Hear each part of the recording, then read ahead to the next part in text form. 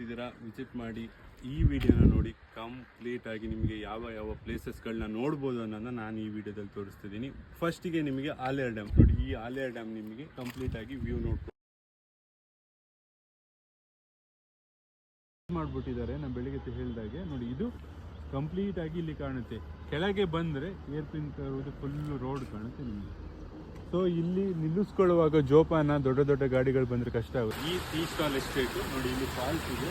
ಮೊದಲೇ ಹೋಗ್ಲಿಕ್ಕೆ ಬಿಡ್ತಿದ್ರೆ ಈಗ ಹೋಗ್ಲಿಕ್ಕೆ ಬಿಡ್ತಾರೆ. ನೀರು ಸಹ ಕಮ್ಮಿ ಇದೆ. ನೆಕ್ಸ್ಟ್ ಟೈಮ್ ನೀವು ಬಂದಾಗ ಇಲ್ಲೇ ಟೀ ಕೂತ್ಕೊಂಡು ಈ ಫಾಲ್ಸ್ನ ಎಂಜಾಯ್ ಮಾಡಿಕೊಂಡು